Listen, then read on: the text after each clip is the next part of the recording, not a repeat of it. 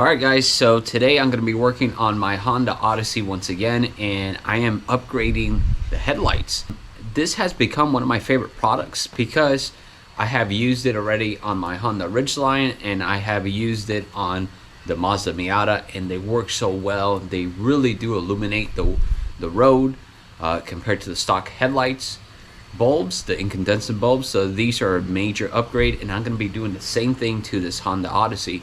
But the only difference with this vehicle is this vehicle came equipped with HID, so it's going to go from HIDs to LEDs. The LEDs should do a major improvement, and like I said, this is a product I have learned to love, so I went out and purchased it with my own money. So this video is not sponsored. I went out and bought this myself because I really believe in their product. A long time ago, on the Honda Ridgeline, they sent this to me for free to test it out, to review in the channel, and I have learned to love it. So I'm turning back to it, and we're gonna go ahead and upgrade these bulbs right now. So just gonna walk you through, and the process is really easy. It's like a plug and play thing, and you'll be up and going in no time. So let's go ahead and get started. All right, so I wanted to jump in here really quick and clarify something. If you have the incandescent bulbs, the non-HID lights, yes, it is going to be a quick and painless install. So what are the models that came with the HIDs? Well, the Touring Elite came with the HIDs, and if you have the HIDs, you will have to do the same process that I am going to go through right now. So just wanted to jump in here and clarify that. So yeah, just like I explained, the Touring Elite came with the HIDs, and all the other models came with the incandescent. Later, they moved up and upgraded to LEDs. All of the Honda Odyssey after that came with LEDs, the later models, but I happen to have the HID. So I'm having to take everything apart. The grill, I'm having to take apart the front bumper, the headlamps, and everything to install it properly. If a couple of people message me and they ask me to make a tutorial on how to remove the front bumper, then I will make that tutorial. But other than that, we're just gonna skim through all this stuff because the important things is what's gonna happen next, and I'm gonna walk you through in the process and how to convert this to LEDs.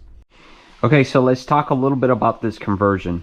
Now, whenever you're gonna be converting this HID lamp fixture to an LED one, you're gonna have problems with where you're gonna put this plug once you put the LED bulb inside there, because it really does not fit.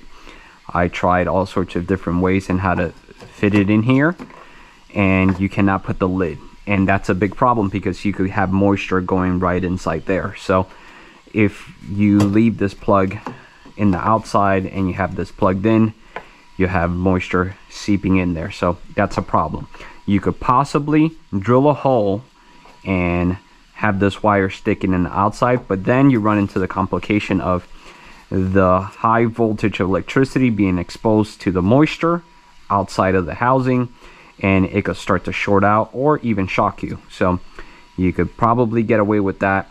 I've seen videos where people just leave them hanging out. That's not what I'm gonna do. I'm gonna try to put it inside this housing inside here. I'm going to remove this ballast out of here. I'm going to have to drill the hole a little bit bigger, and I already have done that in one of them, and I can show you it's already installed, and I can turn it on and you can see how much brighter it is.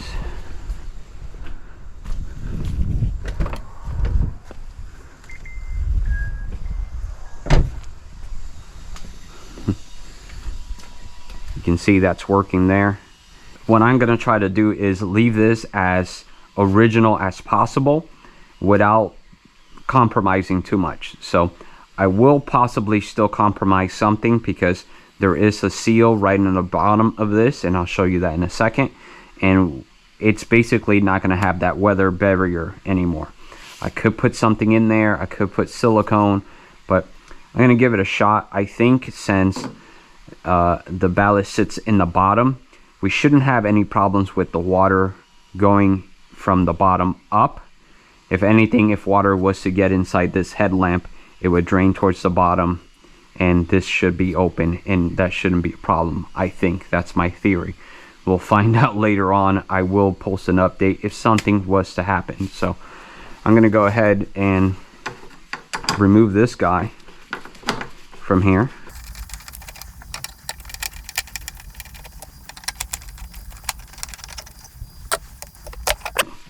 So you can see right in here, there's a lip, there's this ring, there's a seal. So we're gonna leave that seal on this side of this ballast. And remember guys, whatever's coming out of here is high voltage. I mean thousands of volts. So be careful. If the headlights were recently on, proceed with caution. You could get shocked. So it's removed. I'm gonna remove this out of the way. And this little ground, okay, this little ground cable is no longer going to be attached to the fixture in here. So we're going to go ahead and remove it off of here. Okay, so we got it off of there. So basically what I'm going to try to do is fish this through the bottom. Now I try to install it like this, and look, you can see it doesn't fit. So we have to open this up a little bit, and let me show you what I'm using to open that up. I am using this hole saw. Now I'm going to tell you this: if you're using a hole saw to cut into here, be careful. You don't need much power. You're going to see it's going to go right through that plastic very easy and quickly. And also, all these plastic shavings, you will get it inside the headlamp. I used to modify police headlamps to stick a bunch of LED lights in there for the squad cars, and that was one of the biggest problem that I used to have, was trying to clear all the plastic from the front of the headlamp, because it just shoots everywhere. You can lean it this way when you drill and try to hope that all the shavings stay on this side, but a lot of the times you have no choice, and it gets all in there. So you will probably have to blow all that off. So I'm going to go ahead and drill it and do the best I can to minimize the mess. And I am using 2 1/4 inch.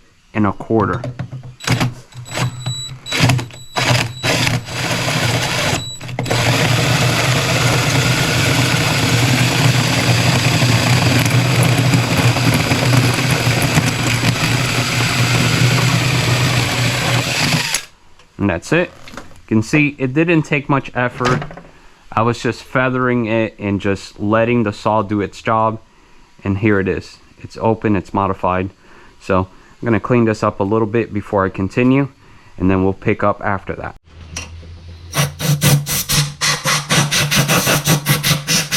Okay, so you can see we have a large opening now, and we could install this ballast back on, and it will cover that hole. So you don't want to go too crazy. You definitely want to use a hole saw, because it makes a clean cut like I have made, just like this. But now it gives us the ability to install this guy in here, just like that. And what we're going to do next is simply install this guy on.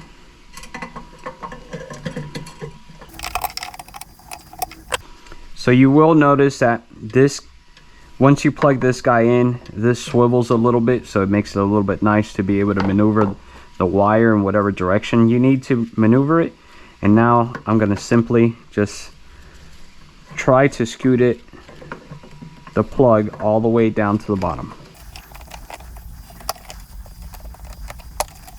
You could already start to have an idea how clean of an installation this is going to be, because we made access through the bottom of this guy. So we're going to just simply plug this guy in, just like that. And now we stuff it in the bottom.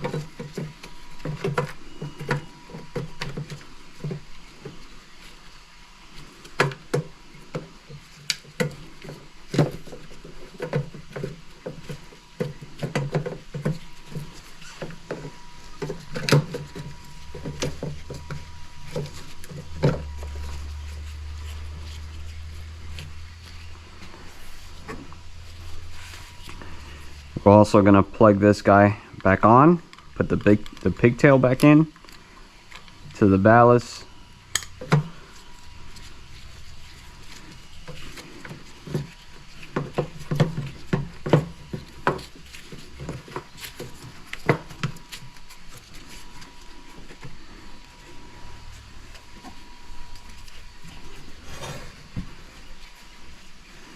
We're going to install the screws back on.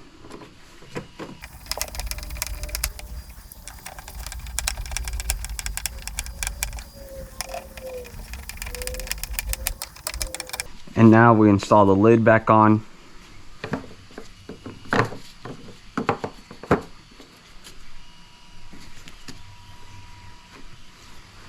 And there we go, we're all set, we're all done. So if you notice how clean of an installation this is, you don't have any crazy wires hanging out, you don't have a mess or anything, and this will keep all of the sensitive electrical components inside there. Alright guys, that is it for the video. I hope this video was helpful. I hope I was able to help you convert your lights over to LEDs, and if I did, please consider subscribing. I continue to post videos like this that are helpful, that are useful, and I always have something else that I'm working on.